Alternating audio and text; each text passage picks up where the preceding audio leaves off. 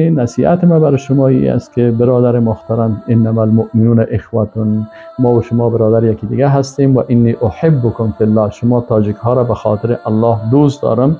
این حال شما کوشش بکنید که تعصبات قومی را که مطرح میکنن، قوم پرستا زبانی را مطرح میکنن، زبان پرستا سیاسی و مذهبی و اینیا را به یا مبتلا نشین، چرا بزرگترین فتنه ها اینا هستند.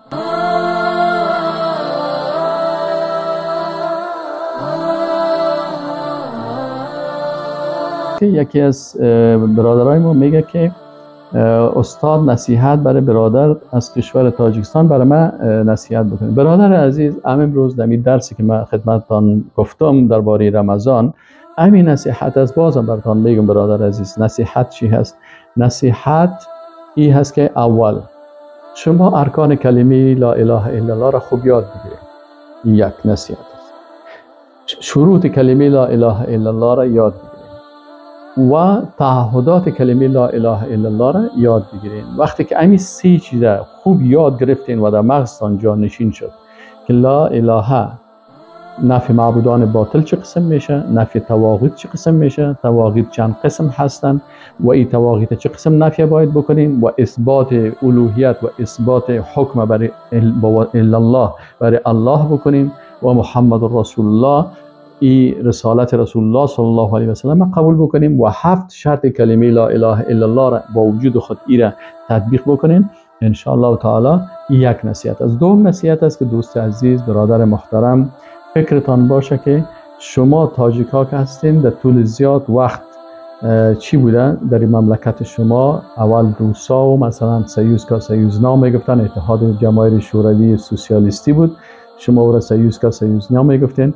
اینا که اصلا بسیار فشار داشتن و مردم تاجیکستان را نمیگذاشتن و تا امروز مشکلات در کشور شما هست.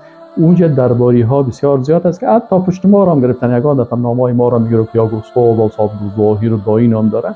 شما کوشش بکنید. نصیحت ما برای شما این است که برادر محترم، انما المؤمنون اخوتون، ما و شما برادر یکی دیگه هستیم و انی احبکم فی الله، شما تاجیک ها را به خاطر الله دوست دارم.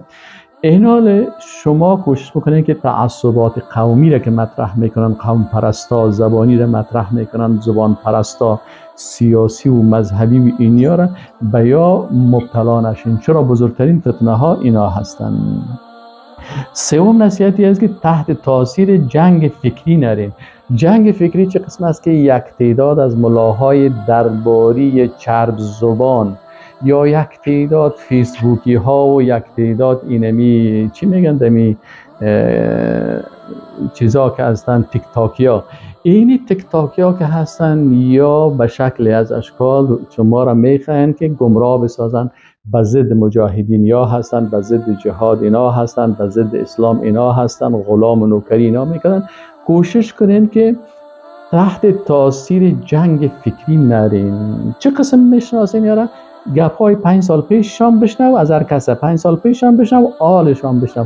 اگه گپ 5 سال پیشش کار کرد گپ های آلش یک قسم بود، معلوم میشه که مسلمان خوب است. اگر امایی که دید که نه پاچا تبدیل شد، گپ از هم تبدیل شد، رئیس جمهور تبدیل شد، گپ از هم تبدیل شد، این چی میکنن؟ لحظه به لحظه تبدیل شده میره و تغییر شده میره و به نفع از که این چی است. یا حزب پرست است، حزبش تبدیل شد، یا قوم پرست است، قومش تا وقتی که قومش مثلا در قدرت بود، این دیگه بسیار اگر کافر بود، اگر بیدین بود، بسیار رو تایید میکنن. اگر باز قومش نبود، باز او را رد میکنن.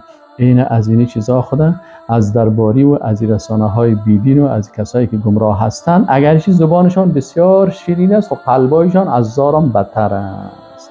دیگه برادر چهارمی نصیحت می از برادر عزیز، شما از او عالم، از او استاد، از او دعوتگر تعصب نکنین که فلان یکی رو اختیار کنین خلاص بگین میگه خوش دارم. نه، گپ هر عالم، هر دعوتگر و هر کسی که با قرآن سنت موافق باشه این رو قبول بکنید.